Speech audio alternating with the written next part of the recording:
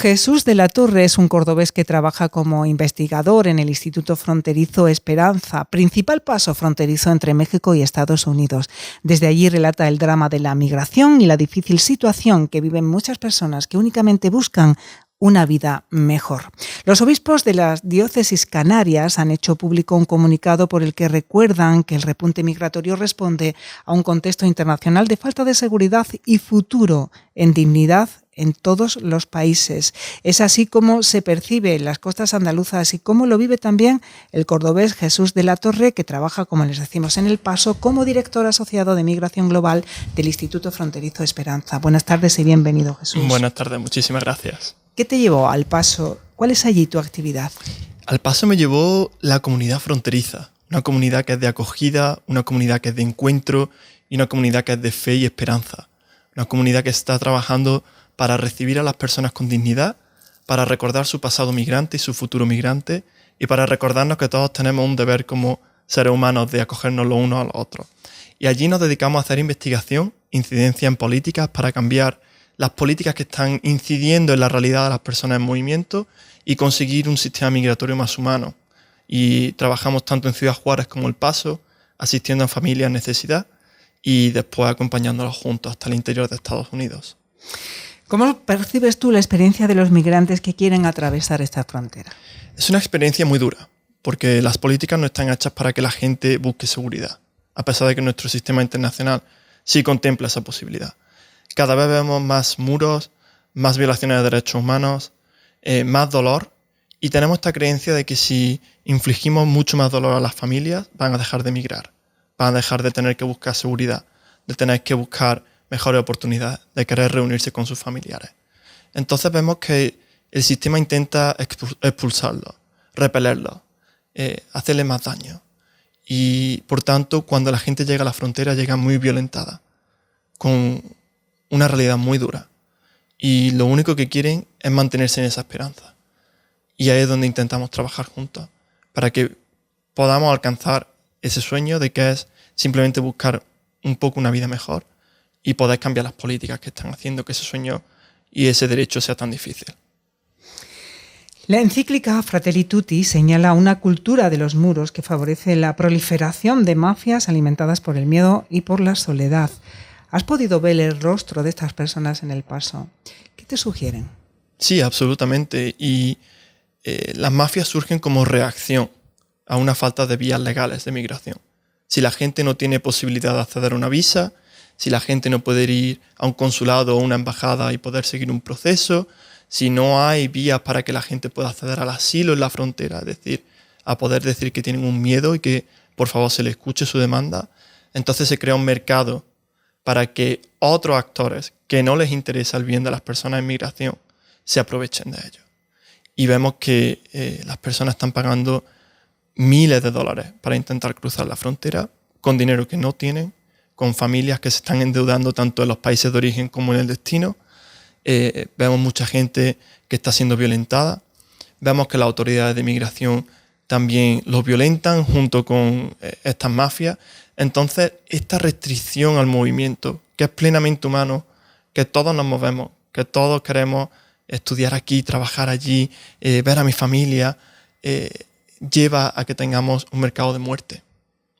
Nosotros estamos creando el mercado y estos actores se están aprovechando, llevando a las personas por sitios más complicados para intentar evadir a las autoridades y, en definitiva, haciendo que mucha gente, pues al final, por desesperación, caiga en sus manos o intente cruzar por el muro, intente cruzar por el desierto y acabe muriendo.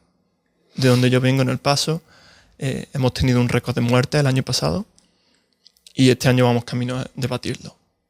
Y en el desierto, yo mismo hemos ido en actividades de búsqueda y rescate y hemos encontrado gente muerta, ¿no? Principalmente mujeres. Y cuando lo vemos es el resultado de que esa gente no tuvo la posibilidad de acceder a una vía segura y legal. Y ahí es donde se aprovecha. Tú eres graduado en Relaciones Internacionales, decidiste irte hasta allí. Desde allí, ¿cómo se perciben los problemas que España tiene con la migración? Que los tiene y muy abundantes. ¿Cómo se percibe? ¿Desde mi punto de vista o desde la sociedad estadounidense? Desde tu punto de vista. Desde mi punto de vista es muy interesante porque es mi área de investigación. Justamente yo me enfoco en comparar las políticas migratorias de la Unión Europea, de España en particular, con las de Estados Unidos y otros países. Y son muy similares. Siempre pensamos que lo que vemos en la frontera de Estados Unidos con México es peor, y sin embargo es muy similar a lo que tenemos en nuestra frontera de Marruecos con España. El racismo es global. Las políticas que intentan repeler a las personas buscando seguridad y asilo son globales. Y vemos que las dinámicas con los países de tránsito son muy similares. Y pongo un ejemplo, ¿no? Estados Unidos está pagando a México o está forzando a que México acepte a personas deportadas desde Estados Unidos, que son gente de Venezuela, de Cuba, de Haití, de Nicaragua y por supuesto mexicanos y también centroamericanos. Una vez que los deportan a Ciudad Juárez y a otras ciudades fronterizas, los llevan en autobuses hasta México, hasta la Ciudad de México, y de ahí los llevan al sur de México. Y desde el sur de México los deportan a Centroamérica. A muchos de ellos o los dejan varados en el sur de México. Con Marruecos pasa exactamente lo mismo. España está forzando a Marruecos a que detenga gente en la frontera, en su frontera norte con nuestro país, a que los lleve al centro de Marruecos o a que los lleve incluso más al sur. Y ahí tenemos investigaciones recientes que prueban que estos países están llevando a la gente al desierto y los están dejando tirados en el desierto. Ese es un ejemplo muy concreto de cómo las políticas y las dinámicas son muy similares por parte de la Unión Europea y de España y tanto de Estados Unidos y otros países como Australia. Y todas están marcadas por un racismo y una deshumanización muy grande de las personas en movimiento. Las personas que están en movimiento no se ven como humanas, sino que se ven como otras categorías. Y hemos creado muchas categorías. Invasores, ilegales, los nombramos, ¿no? Totalmente deshumanizantes. Ya no vemos a la persona, ya no vemos al niño, ya no vemos a la mamá, ya no vemos al abuelo, a la tita, al muchacho que viene buscando una vida mejor, algo de seguridad. Solamente vemos una categoría. Y cuando solamente vemos una categoría es mucho más fácil reprimirla y expulsarla y hacerle daño. Y ahí es lo que estamos viendo que es muy similar a nivel de los dos continentes y los dos países. En el caso español también se da circunstancia de que la ideología ha atravesado todas las políticas migratorias y que incluso los partidos en litigio electoral llegan a entender que tú permites la inmigración con unas condiciones, yo no la permitiría. ¿Esto allí ocurre de la misma manera o el sistema de partidos permite ser menos ideológicos y más neutrales? Y yo veo muchas similitudes también en lo primero que comentabas, en cómo la migración ha sido criminalizada por la mayoría de los partidos, especialmente los partidos mayoritarios. En Estados Unidos el caso del Partido Republicano Demócrata, aquí el Partido Popular, el Partido Socialista, con más o menos diferencia en el discurso. La realidad, por ejemplo, en frontera es muy similar. En frontera es muy difícil diferenciar si gobierna el PSOE o el PP, o si gobiernan los demócratas o los republicanos. Con Biden, por ejemplo, esperábamos cambios significativos, no los hubo. Al contrario, ha habido una mayor represión de la familia en la frontera. En 2023 implantó una nueva norma que obliga a que la gente se registre con una aplicación para poder solamente presentarse a un puerto de entrada, a un puerto internacional, un puente. Y ahora, justamente en junio, a principios de junio, ha impuesto otra nueva norma en la que ya directamente destruye el acceso al derecho al asilo o a pedir asilo. Entonces no vemos diferencia en la frontera. Lo que sí hay una diferencia es, por ejemplo, en el interior de los países. Hay algunas medidas que sí son diferentes entre los partidos. Por ejemplo, el Partido Demócrata ha apostado por intentar a que ciertas familias puedan regularizar su estatus.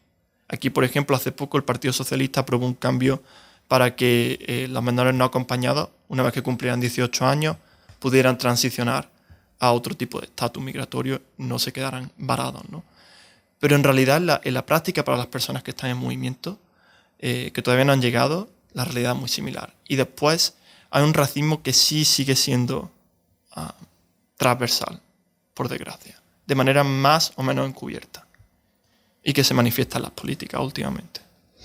Sois muchos los católicos, los cristianos que estáis trabajando en la frontera, quiero decir, no por hacer una división entre personas, entiéndeme, pero sois muchos los que estáis ahí al pie del cañón, como se suele decir. Somos muchos y mucha gente de fe.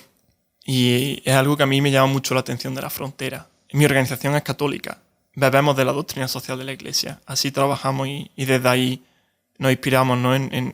También desde el acompañamiento de las personas en movilidad. Y hay mucha gente de fe. Mucha gente que mantiene su esperanza en caminar juntos. En definitiva, todos somos migrantes. Realmente lo creemos, ¿no? Teológicamente es así. Aunque no nos hayamos movido nunca de donde hayamos nacido, todos somos migrantes hacia el reino de Dios, ¿no? Y esa óptica nos da fuerza, nos da esperanza. Nos hace ver esa humanidad compartida, esa vulnerabilidad compartida. Y en El Paso, por ejemplo, uno de los mayores albergues o red de albergues es católica, es cristiana. Nosotros somos también católicos. Nuestro obispo del Paso es el secretario de Migraciones de Estados Unidos, de la Conferencia Episcopal, haciendo un trabajo enorme en intentar traer esa humanidad perdida al debate. Mucha gente en otras partes de la frontera también trabaja desde esa perspectiva de fe. Católicos, cristianos en general, gente de la confesión musulmana, judíos, en fin, de todas las religiones, ¿verdad? Porque realmente vemos la necesidad, ¿no? de esa experiencia compartida de la fe y de la humanidad, de trabajar juntos.